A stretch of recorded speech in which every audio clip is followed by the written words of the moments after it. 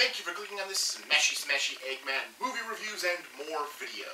I'm Martin Prevost, and yeah, so I'm going to talk about, we just got done with musical month, or a bunch of musicals. I talked Jesus Christ Superstar, I talked Across the Universe, I talked Cats with a Friend, and I talked The Devil's Carnival and Hallelujah, The Devil's Carnival. I was going to do Fiddler on the Roof, but I decided against it, and decided instead to talk about something else. Do the and more part of Smashy Smashy Eggman movie reviews and more. Even though technically this is going to be a movie review, it's also part television show review, and part a review I'm not sure how I'm going to do, just because of what I'm going to be talking about. And that is Mystery Science Theater 3000, of course. It is a show that started right here in Wisconsin, where I am from, over on public access, and then got picked up by the Sci-Fi Network, and it really took off. They did a ton of episodes, each about a man who's stuck out in space. The man changes between seasons. Like, there's 3 different, I think, at this point, because Netflix revived the series, and I'm pretty sure it's a different protagonist there, who have robots, and they are forced to watch bad movies, and it's them making fun of these bad movies, which are generally heavily edited.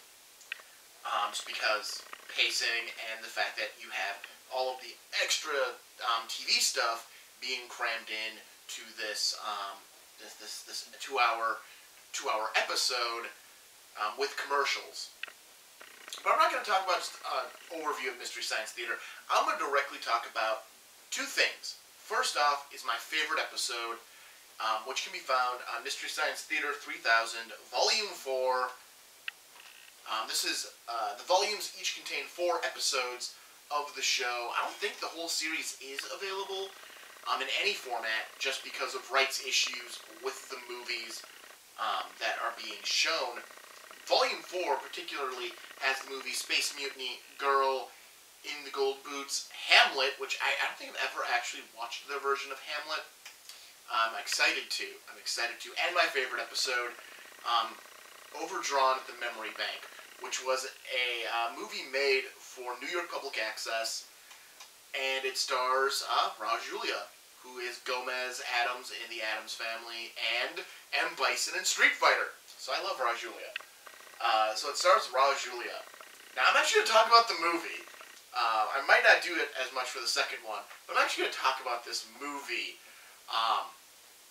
Although there are some great jokes in it, and the only way you can watch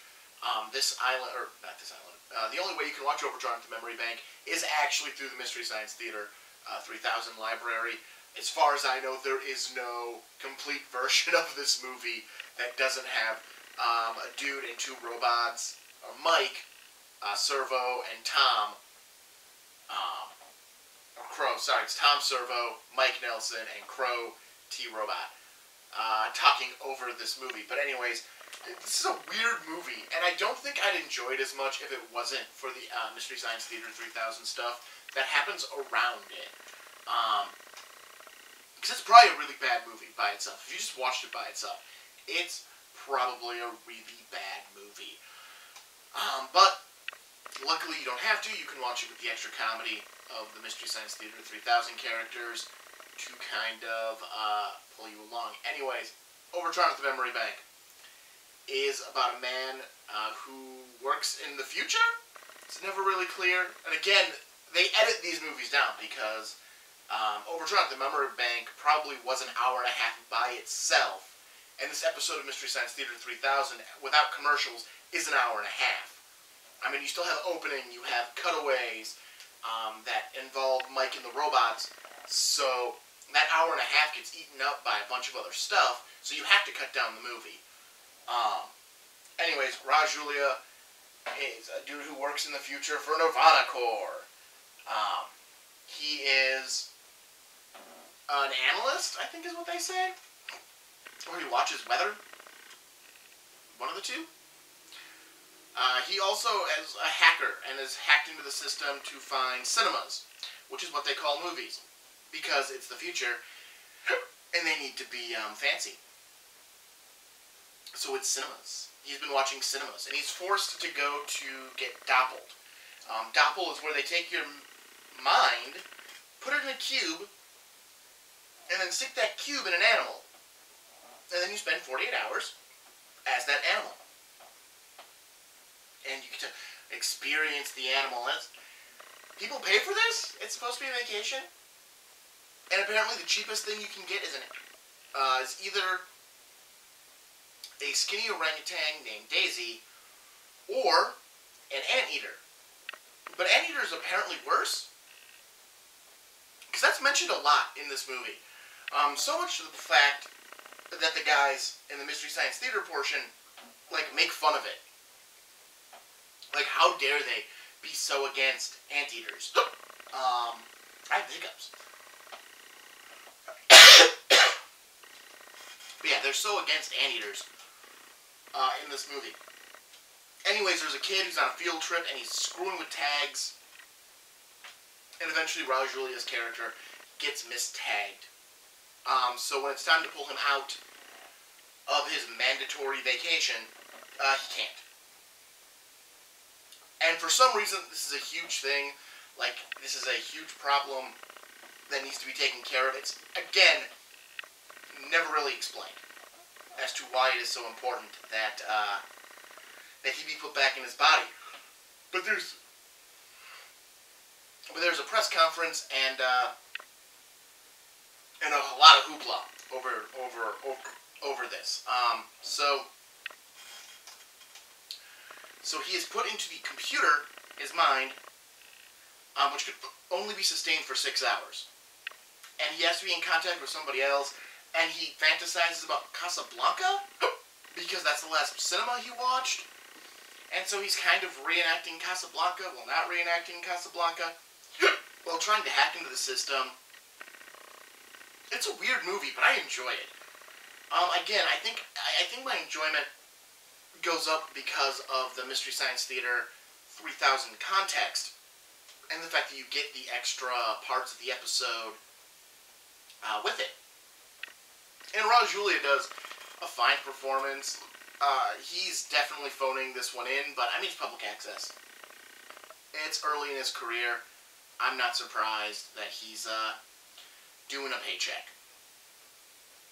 But it's a great episode, and it's a lot of fun. Not to mention, you get the wraparound of Tom and Crow get a monkey out of because they see Daisy in the movie, so they themselves get a monkey, and it's just throwing things off camera at Mike, and so Mike has to constantly take a non-threatening position. You have the person who is forcing them to watch these movies, Pearl, running her own telethon for public access just to make money. It's just a great episode. It's a great episode. It's a great piece of Mystery Science Theater 3000. I think everyone who watches this show and has seen multiple episodes has a favorite episode.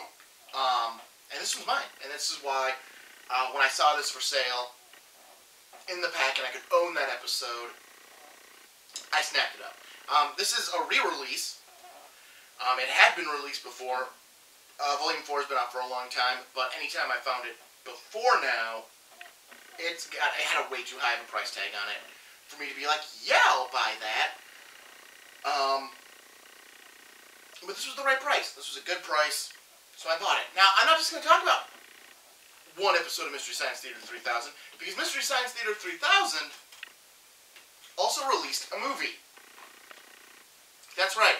This weird TV show with the concept of 3 men making fun of a movie got a movie. Mystery Science Theater 3000, the movie. Which follows the same premise of the TV show. Mike, Crow, and Tom are forced to watch a bad movie, and it cuts away. Hiccups. It cuts away to other. Cuts away from the movie, and the movie is very cut down. The movie is This Island Earth. I hate when there's an audible hiccup. The movie is called This Island Earth, and it's kind of a cult classic sci-fi film. But here's the thing, I looked it up. The movie, Mystery Science Theater 3000, its movie is an hour and 15 minutes long. This Island Earth is an hour and 26 minutes long, meaning they cut so much out of this movie to, one, knock almost 15 minutes off of it to make it fit the runtime of their movie, but then there's probably another 15 to 20 minutes of credits and just the other stuff that Mike and the robots do. So they probably cut nearly 40 minutes out of this movie. And it kind of shows a little bit. It's a hard movie to follow because so much is missing. And I don't know what that entailed, but I'm pretty sure a bunch of scenes got sped up a lot to get us to what the movie is. Basically, this Island Earth is a scientist who is given the ability to create a device, and this device is a test to see if he gets to participate in a special project. He goes to the special project. He finds out it's being run by aliens who are looking into nuclear reactions, and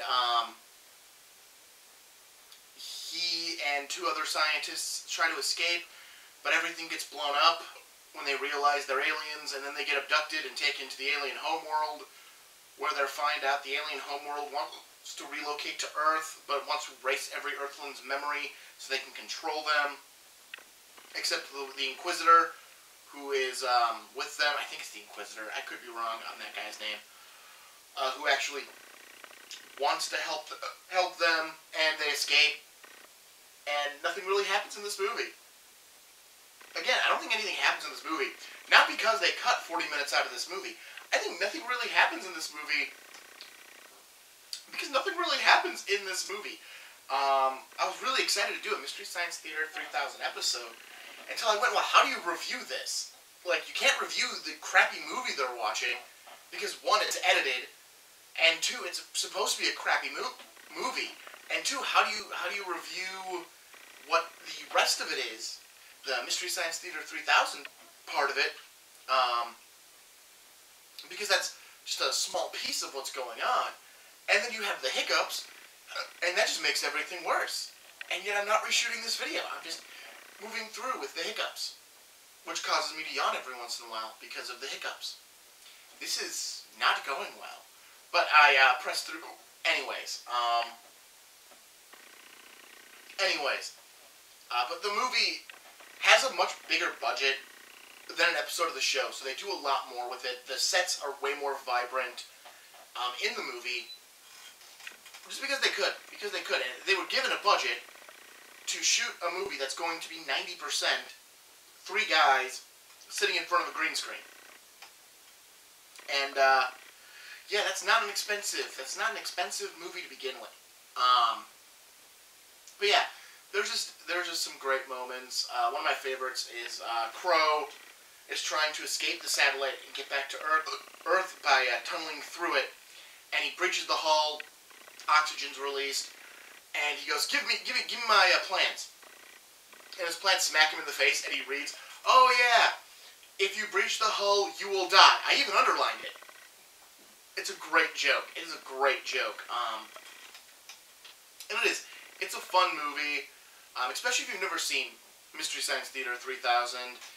It's a great introduction. And again, it's only an hour and 15 minutes. So you can't go wrong with an hour and 15 minutes of that. Or, you know, I know plenty of channels still run episodes of the original show. You can actually find a channel that is nothing but, that is a I think it's a downloadable channel, or it's a Roku channel. I can't remember. I think it's a Roku channel. There is a Roku channel where just 24 hours a day, Mystery Science Theater 3000, they just run 24 hours a day of these movies in 2-hour blocks. So, you know, you can still access this stuff, and it's still a lot of fun. And I love Mystery Science Theater 3000. I always have. I think this because this was what I watched as a kid. When you have an older brother, you end up watching a lot of stuff, or an older sibling of any kind, that you might not have found yourself. because they watched it, and you kind of watched what they watched because you were the younger sibling and had no control. Or it was on in the background while you were doing something else. I mean, this was one of those things. My brother loved this show, so I got into this show when I was a little kid, back in the early '90s, and I fell in love with it. And I think it's partly why I enjoy making fun of movies when I watch them. Obviously, I'm not as clever as the people in this show, but they take time to write their material, and I'm just, you're just riffing off the top of your head when you're doing it in reality. But it's a lot of fun, and I think that's what kind of helps stem that along. That, they did it, and it was a lot of fun. So when I watch a movie,